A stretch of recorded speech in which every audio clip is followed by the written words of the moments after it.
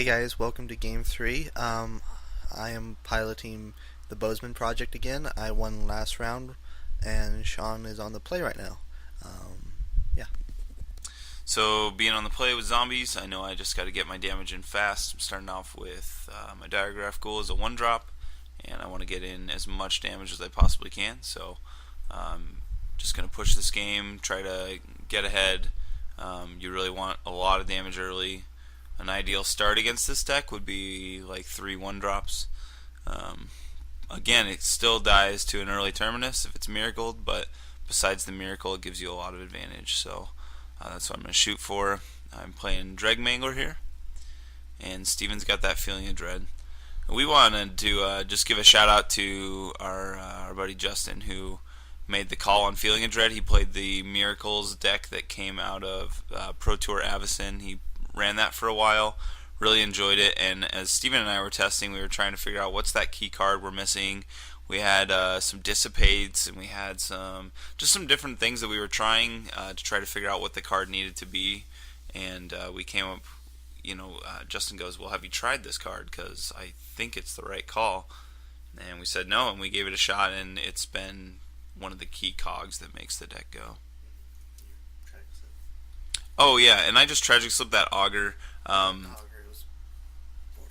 Oh, Borderland. I'm sorry. I did the Borderland to save my diagraph goal. What I was going to explain though is I wanted to explain the interaction with Augur. I've watched a lot of people attack with their Grave Crawler into a Augur of Bolus and wait till after damage to slip.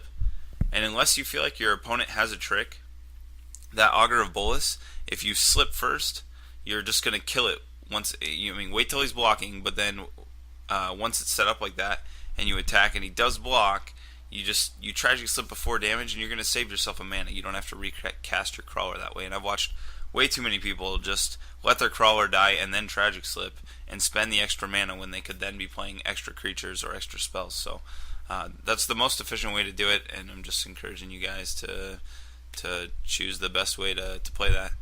And right there, I just kind of bluffed the other tragic slip, see if he would block or not, and he did. And that's all right. Probably the right decision, but it didn't hurt me. I had nothing else to do, so I went for it. So here we see Thragtusk. We all know how powerful Thragtusk is, and another big reason why to play green. Thragtusk is, I'm not going to say impossible for zombies to deal with, but it it increases your odds of surviving the games, and it's just so powerful. I don't see why you wouldn't want to play Thragtusk in.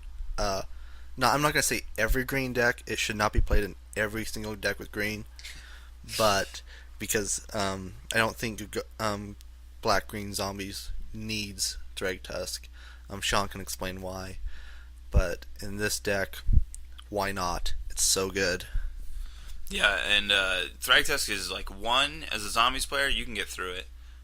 If you're seeing multiple Thragtusks, the game is usually going to be a really, really difficult battle.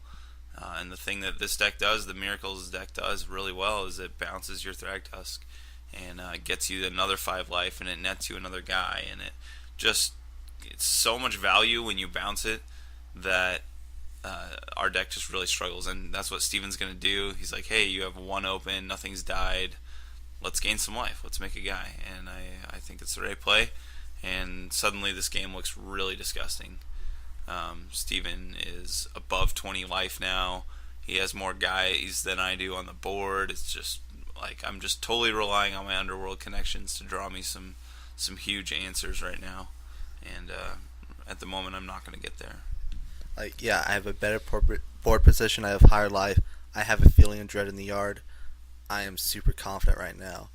Um, the first thing that went through my mind when I saw the Restoration Angel and Thragtusk was I can do it on my opponent's turn and gain like favorable blocks. But you got to look at it this way. You would probably lose out in that matchup. Like, you would lose your Thragtusk if he slipped or done something crazy. Just look at the situation. He had one mana open. That was my best call right at the moment. So that's what I did. The reason why I blocked with Augur instead of Restoration Angel there is because I don't want my Restoration Angel like some trick to die. I want her to survive. I don't care if Augur dies at the moment because his work is done. But Restoration Angel, I want to survive so that I can block bigger threats or start pushing damage if I have to. And the cool thing right now, like Steven's in command of this game, but the thing that's really cool is that if he gets in a jam and he sweeps the board right now, he is ahead a body. He has a 3-3 that's like just ready to go. Um, Whereas me, if there's a Terminus played right now, I'm screwed and I go from 5 guys to 0 and have to just start relying on my hand again. And yeah, that's kind of also it works the other way around. An opponent has Thrag Tusk, that does make sweeping the board a little bit awkward, but there is no tried and true method of you do this every time, and when this situation happens, like situation A B happens, you do C every time. Everything every game is different. You just gotta weigh the consequences. One time it's right to sweep the board with your opponent has Thrag Tusk, another time it's wrong. You just gotta think for yourself and think it through. Yeah, so I have Blood Artist. I'm starting to get in a position where it's not great for me, but I now can at least make progress. So, excuse me. So my goal here is to let a lot of things die, start gaining life, start putting Steven in a situation where he's really losing a lot of life. And what I'm really hoping for is a sack outlet. If I can get, and I have 7 in the deck, so if I can hit one of those, I can start just chaining my grave crawlers into play and just machine gunning Steven. And that's kind of my win condition at the moment. If I can't get that going, there's a good chance I'm just gonna lose this game. So that's my hope, that's my plan, and I'm gonna just do the best I can to try to get there. And you saw my play earlier was a Sphinx's Revelation for 1. The reason is I'm hoping for a Miracle Terminus. I don't, at the moment, there was no reason not to. I felt that that was the most powerful play at the moment, and that's what I did. Sphinx's Revelation is another powerful card in the deck, like super huge. It's Blue Sun, but twice as good. I mean, you don't get to reshuffle it, but you can at least snap caster it if you have to, and it gains you life. Super huge. Right now, you see I'm in a awkward position right now. I'm trying to weigh my decisions right now between the cards in my hand, the board presence, what Sean has in his hand. He has Blood Arts on the field, not good. A Messenger, which has just undied, which is I'm okay with that. I mean, I took 2 life, but at least it's not going to come back and make anything else awkward. He has a heavier board position. Right now, I think I'm just trying to weigh, if I remember right, I'm trying to weigh the decision whether to Terminus now or wait. I'm just trying to think out through everything. I took a really long time to think this through. I think I might have gotten, if this was a real tournament, I would have probably got a penalty for slow playing, which is another thing you got to pay attention to. Is like, don't use your time wisely. Like, think everything through, but at the same time, don't really make your opponent like angry because you're taking forever. Just like be polite, be courteous, but to help speed up your game, you should play your deck a lot and know how everything goes. Like, just know what you gotta do in every situation. What happens if you draw a card? You just gotta know what's going on. Cool, and I actually think that Terminus was the right play there, because if I hit sack outlet, it gets ugly fast. So my perspective is Terminus there, but and maybe that's not right, but that's what comes to my mind naturally. And this is really cool. Steven is drawing, looking for the miracle. If he doesn't hit it, leaving mana open so he can charm, and it's a pretty great play right there. And the coolest thing about the charm going to the top of putting a creature on the top of your deck, like we had talked about earlier, is you're screwing your opponent out of a card. So like right now, I need a sack outlet. I need one of my vampires, and at the moment, I'm not going to get it. Off my top card, I've got to rely on that underworld connections to dig me a card deeper and hope to hit it. But it's really good. You're putting, you know what to expect. You know what your opponent is going to draw next, and that's a really big deal. And I'm saving Thrag Tusk because if I do sweep, I'll end up with a 3/3 body afterwards. If I draw Restoration Angel, I gain another 5 life. I get another beast. I mean, I think saving Thrag Tusk as much as possible is huge.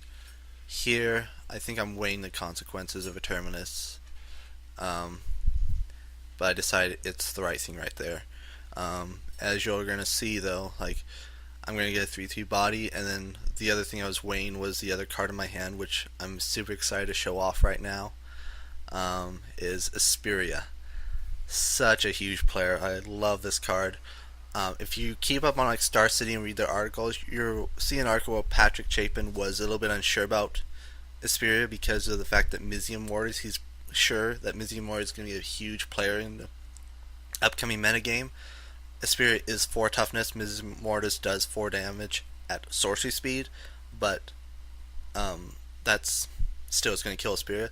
But I'm looking at more as like if you ever untap with Asperia, just like Consecrated Sphinx, if you ever untapped, you're so far ahead. You're going to draw cards. If it's a little bit different situation because creatures have to attack you, but if Asperia survives, you kind of win. Like that's kind of the rule with Asperia. It's like you untap, they attack, you win. Yeah, and as an aggro player, if you can't kill this thing, you're just screwed. I mean, you need to attack to keep your opponent, to keep them on the ropes, to keep doing damage. But like right now, if I attack with everything, I'm letting Steven draw 3 cards per turn, which is awful. So that extra Gravecrawler that I might send, the extra, whatever it is that I might do, it like ruins it. You don't even want to send your guys because you're just giving your opponent so much advantage. And the Asperia, the other thing that's crazy is this card hits for 6. So if you're not killing it, and it's a flying 6/4 that just beats you in the face. Yeah. So a big problem on both sides of the board. And like Steven said, I think if you untap with this and your opponent can't kill it, you're in just incredible shape. I mean, yeah, a 6/4 body, like after thinking about it, it's a little bit awkward. I mean, Consecrated Sphinx I think was a better suited body because it was a 4/6, so it could survive Dismember. And really, when you're playing those kind of colors, you're not beating down. You're blocking and trying to survive to the late game. Asperia is more, like I don't know, like a beatdown card, but in a control-ish style. Like it's weird, like almost kind of counter, like an oxymoron almost. But she's amazing. I love her so much. Yeah, it takes control of this game, and I'm on a 2-turn clock now. I have 1 turn left. I'm in so much trouble. It's ridiculous. And Steven's content just to sit back and just kind of coast. If he needs to draw cards, great, he will. But he's not hurting if I don't attack. That's fine. He'll just kill me anyway. So he's in a great spot, and I can't seem to draw an answer even with all my card draw. I just keep drawing lands. By the way, last turn I played a swamp, and I definitely didn't need to, and I shouldn't have. It's so much better to bluff that information. But we were doing this at like 2 in the morning, and I did not think through that very well. But yeah, definitely keep your swamp in hand. If you have this much mana and you have no use for it, just hold on to it, and it's better to bluff it that it might be a creature you can discard, or it might be a removal spell, whatever. That might be Brimstone Volley. Just make your opponent think. So Steven drawing 3. Actually, one of the games that Steven played with Asperia, one of the coolest interactions we've seen so far, is he attacks with Asperia, and his opponent has a bunch of guys, and declares attackers, and the first card he draws is Entreat the Angels. So on his opponent's turn, after his opponent attacks, he dumps in like 5 angels and just like wipes his opponent's board with all of his huge blockers. It was awesome. The card's good. It's fragile, but it is awesome when it sticks around. Yeah, like Asperia with Entreat is like peanut butter and jelly. It's perfect. It is. Can't get any better. So here I won the game. It was incredible. I love Bant Control. It's such an awesome deck. Yeah, check it out. We'll have the list posted on our website so you can take a look. MTGmafia.com, and we'll see you guys again soon. Good luck at States.